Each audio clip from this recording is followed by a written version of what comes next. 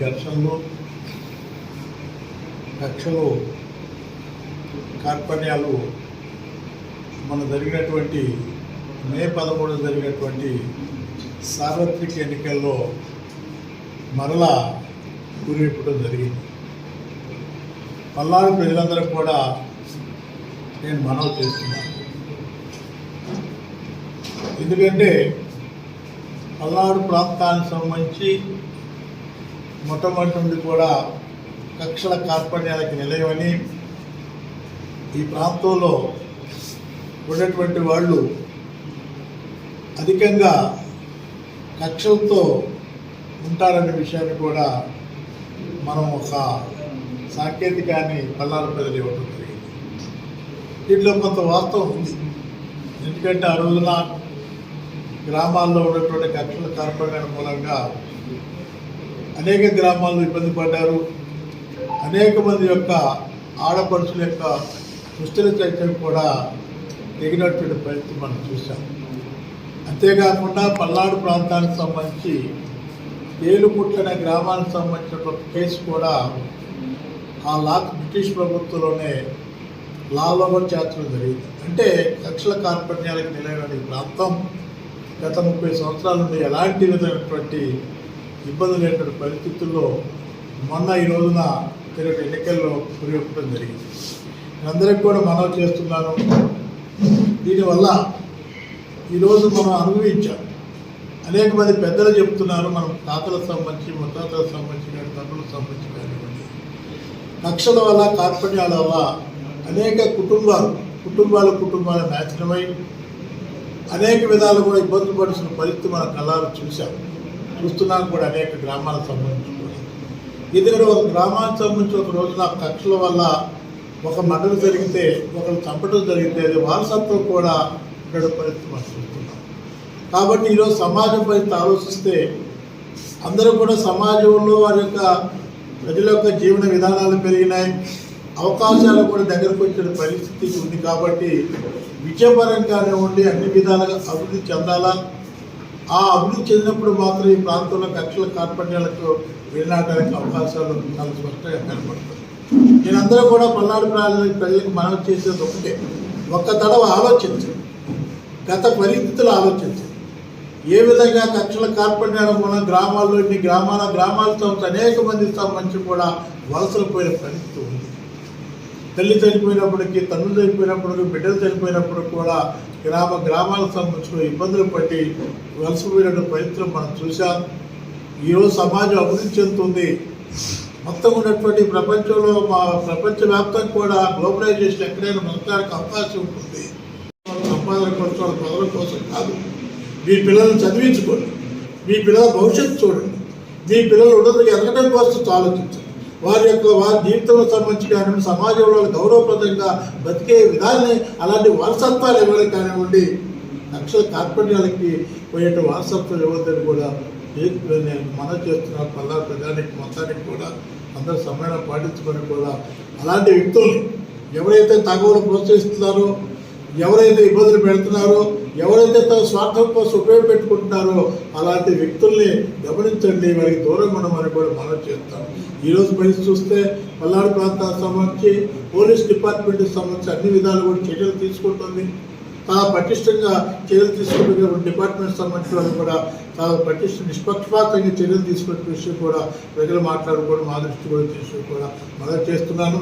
మీరందరూ కూడా సమయం పాటించి జరిగేటువంటి ఎన్నికలు ఎవరు గెలిచినప్పటికీ, ఎవరు ఓడినప్పుడు కూడా మీరందరూ ఐక్యతాభావంతో ఉండాలా, కలిసి సహజీవనం కొనసాగించాలనే విధంగా కూడా చెబుతుంది. ఒక కారణం, ఇప్పుడు వాస్తవంగా మనం ఎలక్షన్ చూసాం. ఎలక్షన్ చూసినప్పుడు కూడా ఆ ఎస్కాట్ సంబంధించి కానివ్వండి, మొబైల్ సంబంధించి కూడా లేవు. కొన్ని చోట్ల అయితే ఎన్సీసీ సంబంధించి సత్రపల్లి నియోజకవర్గంలో చూశాను. ఎన్సీసీ సంబంధించి విచారణ చేసుకొచ్చి బూతులు లేకపోయిన పరిస్థితి. అంటే ఇప్పుడున్న అధికారుల కొందరు యొక్క నిర్వాహకం మూలంగా వాళ్ళు వైఎస్ఆర్ పార్టీ ఎందుకంటే మనం చూస్తున్న ఏదంటే పోస్టింగ్లకు సంబంధించి కూడా నా మనుషులు నీ మనుషులు అనే విధంగా కూడా పోస్టింగ్ చేసుకునే పరిస్థితి కనపడింది. దాదాపు ఇప్పటి వరకు కూడా వాళ్ళు చెప్పింది వాళ్ళ కన్సర్న్లోనే డిపార్ట్మెంట్ సంబంధించిన అధికారులు పనిచేసిన పరిస్థితుల్లో మార్చుకోలేకపోయారు. వాళ్ళకి అనుకూలంగా చేసుకుని అప్పుడు ఉన్నటువంటి కొంతమంది అధికారులు వైఎస్ఆర్ కాంగ్రెస్ పార్టీకి మద్దతు తెలపడం వల్లనే ఇలాంటి కేసులు పెడతారని కానివ్వండి, ఈ విధంగా దుర్గలు జరగడానికి కారణం. అంటే ప్రిపరేషన్ ఉంది కదా. పెట్రోల్ బాంబులు అనేవి 11వ తారీఖు రావు, లేదా ఎలక్షన్ అయిపోయిన రావు. పెట్రోల్ బాంబుల సంబంధించిన ప్రిపరేషన్ ఉందంటే తప్పనిసరిగా కూడా దాని మీద ఏదో విధంగా బెదిరించో, అదిరించో, బూతులు ఆక్రమించో సంబంధించినటువంటి విధంగా గెలవాలంటే ఆలోచించారు. ఎక్కడ జరిగింది పెట్రోల్ బాంబు వైఎస్ఆర్ పార్టీకి సంబంధించిన వాళ్ళే ఎక్కువ పెట్రోల్ బాంబులు పిన్నిలకు సంబంధించి కానివ్వండి, ఎక్కడైనా సరే పెట్రోల్ బాంబులకు సంబంధించినటువంటి ఉన్నాయి కానివ్వండి. వాళ్ళ యొక్క ఉద్దేశం ఏంటంటే పల్నాడులో మనం గెలవలేము కాబట్టి ఏ విధంగా అయినా సరే క్యాప్చర్ చేసి గెలవాలన్నటువంటి ఆలోచన చేయడం జరిగింది. దాని ప్రజల మొత్తం కూడా తిరగొట్టారు. ఎందుకంటే ఒకవైపు గొడవలు బయట జరుగుతున్నప్పుడు కూడా మరోవైపున ప్రతి గ్రామానికి సంబంధించి దాదాపు 10 గంటల దాకా కూడా ఓటింగ్ జరిగే పరిస్థితి కనపడేది. అంటే వీళ్ళ మొత్తానికి కూడా ఈ దౌర్జన్యాలు సాగవు, మీ యొక్క అరాచకాలు సాగవు, మీ యొక్క అవినీతి సాగవు, మీ దౌర్జన్యాల కింద మేము బతకలేమన్నటువంటి ఆలోచనతో ప్రజలు ప్రతిఘటన చేసిన పరిస్థితి పల్నాడులో కనపడింది. అందుకనే తప్పనిసరిగా కూడా పల్నాడులో మార్చిల్లా గుర్రాలకు సంబంధించిన నియోజకవర్గం తప్పనిసరిగా తెలుగుదేశం పార్టీ గెలుస్తుంది. నేను అదే మనం చేస్తున్నాను. ఎవరు గెలిచినా ఓడినా సరే ప్రజలందరూ సమానం పాటించండి. ఎందుకంటే మీరే తెలుగుదేశం పార్టీ గెలిపిస్తున్నారు, మీరే అంతకుముందు వైఎస్ఆర్ కాంగ్రెస్ పార్టీ కూడా గెలిపించారు. కాబట్టి ఇవన్నీ కూడా వారసత్వంగా ప్రజలకి ఇలాంటి కక్షల కార్పొరేట్లకు వడలు పెట్టుకోవద్దు. అందరూ సమానం పాటించండి, ప్రశాంతంగా ఉండండి. మీ గ్రామాలను కూడా అభివృద్ధి చేసుకుంటాం కోసం ప్రయాణం చేయండి, మీ పిల్లలందరూ కూడా విద్యావంతులు చేయండి అనే విషయాన్ని కూడా ప్రజలకు మనం చేస్తాం. మనుషులకి మన పిల్లలకు సంబంధించి కానివ్వండి, రాబోయే తరానికి సంబంధించి కానివ్వండి, వారి భవిష్యత్తుకి పూలబాటలు వేయాలి కానివ్వండి, వారికి వారసత్వంగా వారికి విద్య నేర్పటమో లేకపోతే వారసత్వం సంబంధించినటువంటి హస్తకూస్తులు గౌరవప్రదంగా బతికే విధంగా నేర్పాలి కానివ్వండి, ఆ విధంగా బ్రతికే విధంగా మనం కోరుకోవాలి కానివ్వండి. మనం వారసత్వం కూడా కక్షల కార్పొరేట్లకు మొదలై చంపుకొని అనేక ఇబ్బందులు పడినటువంటి పరిస్థితి ఇవ్వాల్సిన అవసరం లేదు. వారసత్వాన్ని ఇవ్వాల్సిన పరిస్థితి లేదని కూడా అందరికి మనవి చేస్తున్నాను. లేకపోతే రేపు లెక్కింపులు జరగబోతున్న ఎన్నికలకు సంబంధించి అన్ని పార్టీలకు సంబంధించిన కార్యకర్తలకు ప్రజలకు కూడా నేను మనవి చేస్తున్నాను. మీరందరూ కూడా సమయం పాటించండి. గెలుపు ఓటములు ప్రధానమైనటువంటి విషయం కాదు. గెలుస్తా ఓటడిపోయి తెలుగుదేశం గెలుస్తుంది, వైఎస్ఆర్ గెలిచింది, కాంగ్రెస్ పార్టీ అనేక సంబంధించిన ప్రజలు తీర్పిచ్చే పరిస్థితున్నారు. కాబట్టి గెలుపు రేపు జరిగేటటువంటి ఎన్నికల్లో ఎవరు గెలిచినప్పటికీ ఎవరు ఓడినప్పటికీ కూడా ప్రజలందరూ కూడా సమయం పాటించాల్సిన అవసరం ఉంది. నేను మీ అందరికీ కూడా మనం చేస్తూ మా యొక్క రాజకీయ భవిష్యత్తు కోసం, రాజకీయ నాయకుల అవసరాల కోసం, రాజకీయ నాయకుల సంపాదన కోసం, వారి యొక్క పబ్బం గడుపుకోవటం కోసం ప్రజలను కానివ్వండి, కార్యకర్తలకు కానివ్వండి, పౌరులుగా వాడుకునే పరిస్థితి కానివ్వండి, మీరు ఆ విధంగా పౌరులుగా ఉపయోగపడవద్దని కూడా నేను మనవి చేస్తున్నాను. భవిష్యత్తు ఆలోచించండి, విద్యాపరంగా ఆలోచించండి. ఎందుకంటే మనం చూసాం, ఒకరోజు అనేక గ్రామాల్లో ఒక మండలం జరిగితే దాన్ని ఆసరా చేసుకుని 10-15 మండలం దగ్గర పెరుగుతున్నాయి. ఈ మధ్య ఇటీవల పేపర్లో ఒక్కొక్కరు ఇంటర్వ్యూ చూసినప్పుడు చూస్తే కడుపు తరిగిపోతుంది. ఎన్ని ఇబ్బందులు పడుతున్నారు. ఒక గ్రామం సంబంధించి ఒక రైతుల సంబంధించి 10 మంది 15 బయటికి వెళ్తే ఆ భూములు పాడుపడిపోతే ఆ గ్రామంలో ఉన్నటువంటి కాస్త పుణ్యాలు చేసుకుని బ్రతుకు తెరువు కూడా లేనటువంటి పరిస్థితి ఉంది.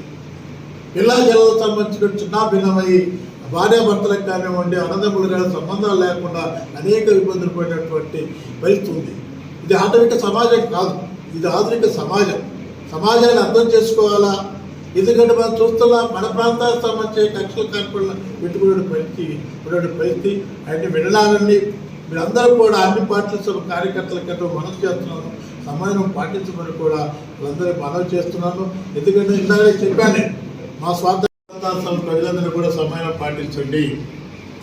ఎందుకంటే పల్నాడు దాదాపు 30 సంవత్సరాల పాటు నుండి ఎలాంటి కక్షలు కార్పొరేట్ ప్రశాంతంగా ఉన్న గ్రామాలని కొంతమంది తన స్వార్థం కోసం, తన అధికారం కోసం, తన పెత్తనం కోసం, తన సంపాదన కోసం గ్రామాల్లో అరాచకం సృష్టించడానికి ప్రయత్నం చేశారు, చేయబోవచ్చు కూడా. ఎందుకంటే ప్రయత్నం నేను అంటున్నా అంటే ఎక్కడ బాంబులు సంబంధించి కూడా పెట్టుకోవాల్సిన అవసరం లేదు. ఇప్పుడు ఈ బాంబుల సంస్కృతి 30 సంవత్సరాలు లేనటువంటి దాన్ని కూడా ఎలక్షన్ తీసుకొని పెట్టారు. కాబట్టి అలాంటి పరిస్థితులు మీరు ప్రజాప్రతినిధులతో మీ వాళ్ళ స్వార్థం కోసం మీరు వాళ్ళ యొక్క వాళ్ళ చేతుల్లో పావులు కాకండి.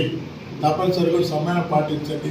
మీ పిల్లల భవిష్యత్తు ఆలోచించండి, ఈ ప్రాంత అభివృద్ధి ఆలోచించండి. ఎన్నికలు శాశ్వతం కాదు. విజయం గెలుపడే శాశ్వతం కాదు కాబట్టి మీరందరూ కూడా సమ్మేళనం పాటిస్తున్నారు కూడా పల్నాడు ప్రజలందరికీ కూడా నేను మనం ఎందుకంటే సామాజిక వర్గాలు ఇంకోటని కాదు. నారాయణ ఇప్పుడు వచ్చేసాడు, మొత్తం తీసేసిన తర్వాత ఎస్పీకి సంబంధించి మార్చిన తర్వాత నారాయణ వచ్చేసాడు. ఇది అనేది కరెక్ట్ కాదు. ఇప్పుడు నారాయణ స్వామి ఇప్పుడు వచ్చాడు, మిగతా అన్ని చోట్ల ఒకవైపు నారాయణ స్వామి సీఐ ప్రాంతానికి సీఐ కావచ్చు, నారాయణ స్వామి మొత్తం పార్లమెంట్ గురించి కూడా పర్యటించలేదు కదా, మిగతా చోట్ల కూడా జరిగినాయి కదా. ఎవరి మీద ఒక కింద మోపాలా, ఎందుకంటే కులానికి సభకు రెచ్చగొట్టుకోవాలన్న ఆ ఆలోచనతో చేస్తున్నారు కానివ్వండి. మరి నిన్నదాగిన అరాజకాలు కానివ్వండి, మార్చిలో నిన్నదాగినటువంటి కేసులకు సంబంధించి కానివ్వండి అనేకమైన కేసులు పెట్టారు. భూకంపకోణాలు జరిగి ఎవరు మాట్లాడలేని పరిస్థితి దాదాపు ఉన్నట్టు మార్చిల నియోజకవర్గానికి సంబంధించి ఎక్కడ కూడా ఎన్నికలు జరగకుండా స్థానిక సంస్థలు మొత్తం కూడా బెదిరించి అదిరించి పోలీసులు ప్రోత్సహించి ఆ రోజు రినాన్మల్ చేసుకునే ప్రయత్నం మనం చూశాం. ఆయన ఎవరు చేశారు? డాన్స్ వాళ్ళు చేశాడా? ఇది కరెక్ట్ కాదు. ఏదో నిజం చెప్పాలని ఆలోచించారు కానీ ఖచ్చితంగా కూడా మార్చిల్లో గుర్రాలకు సంబంధించినటువంటి వైఎస్ఆర్సీపీకి సంబంధించినటువంటి అభ్యర్థులు ఏదో విధంగా గెలిపే చేయంగా ఎవడు పోతే ఎవడు చేస్తే ఎవరి పిల్లల్లో పుస్తలు దిగితే మాకేంటి, మేము గెలవాలా, మేము డబ్బులు సంపాదించుకోవాలా, మేము అధికారం ఉండాలనేటువంటి మొన్నటిదాకా చూసాం. పల్నాడు ప్రాంతంలో జరిగిన పరిపాలన దొరల పరిపాలన. ఈరోజు దొరల పరిపాలన ఎందుకంటే ఎవడు మాట్లాడే పరిస్థితి లేదు. ఎవడు కూడా ఎంఆర్ఓ ఆఫీస్ సంబంధించి కానీ, పోలీస్ డిపార్ట్మెంట్ సంబంధించి కానీ, ఎండిఓ సంబంధించి కానీ ఏ డిపార్ట్మెంట్ మొత్తాన్ని కూడా వారు కొనసాగంలో పనిచేశారు. ఎవరు కూడా వ్యతిరేకంగా మాట్లాడలేని పరిస్థితులు ఉన్న పరిస్థితుల్లో ఈరోజు అలాంటి అరాచక పరిపాలన కొనసాగింది. తప్పనిసరిగా ఈ అరాచక పరిపాలనకి, ఈ దొరల పరిపాలనకి పల్నాడులో చరమగీతం పాడేటట్లు అది రేపు 4వ తారీఖున కౌంటింగ్ ద్వారా బయటపడుతుంది. సరే, నన్ను తెలుగుదేశం పార్టీ పార్లమెంట్ ఎన్నికల కోఆర్డినేటర్గా నియమించుకొని ఏ నియోజకవర్గాలు సరిగా ఏ నియోజకవర్గాలకు సంబంధించి కూడా గెలవడానికి అవకాశం ఉంది. తప్పనిసరిగా ఏ నియోజకవర్గాలు గెలుస్తాం, పార్లమెంట్ సంబంధించి కూడా గెలుస్తాం. కూడా నా టికెట్ ఇప్పించాను, నా బాధ్యత నేను చేశాను. నా అవసరం ఉంటే తప్పనిసరిగా పార్టీ నన్ను ఉపయోగపెట్టుకుంటే ఆలోచన. అంటే ఈ పల్నాడు ప్రాంతాలకు సంబంధించినటువంటి కక్షల కార్యక్రమాలు సపరేట్, గ్రామాలకే పరిమితమైన పరిస్థితి ఇంతకుముందు. గ్రామాలకు పరిమితమైన పరిస్థితుంది. అయినా కొన్ని పార్టీ పరంగా దాదాపుగా ఇప్పటి వరకు కూడా నేను అనుకుంటాం గ్రామాల్లో పరిస్థితులు, ఆ గ్రామాల్లో పరిస్థితులు అభివృద్ధి జరిగాయి. కాకపోతే కొంతమంది ఏం చేస్తారంటే వాళ్ళు ప్రోత్సహిస్తున్నారు. ఇప్పుడు మా హయాంలో ఇప్పుడు కూడా మీరు ఒకసారి చూస్తే ఎప్పుడు కూడా 2 సంవత్సరాల పాటు ఎవరైనా గ్రామాలు జరిగినా, మంటలు జరిగినా, ఒకటాలు జరిగినా కూడా దాన్ని ఎవరిని ప్రోత్సహించలేదు, ఏ తగలో ప్రోత్సహించిన పరిస్థితి లేదు. అరాజకానికే తెరవేయబోతుంది. అరాజకాలు చేయబట్టే, ప్రజల గొడవ పెట్టబట్టే, ప్రజలను హింసించబట్టే ఈరోజు ఆ అరాజకాలని అన్నిటికీ తెరవేయబోతుంది. విషయాలు ఎవరు చేసినా ప్రోత్సహించాల్సిన అవసరం లేదు. ఎందుకంటే ఎవరు చేసినా ప్రోత్సహించాల్సిన అవసరం లేదు. ఎవరు అధికారానికి వచ్చినా అలాంటి వాటిని చేయటం హర్షించడం తప్పనిసరి కూడా ఉన్నది. రేపు పోలీసు తినాలి చెప్పారు, పోలీస్ శాఖని, రెవెన్యూ సంబంధించి కానివ్వండి, డెవలప్మెంట్ శాఖలకు సంబంధించి కూడా కన్సర్న్లో పనిచేశారు, వాటన్నిటిని ప్రజలు చేశారు. కరెక్ట్గా సాంప్రదాయం కాదు.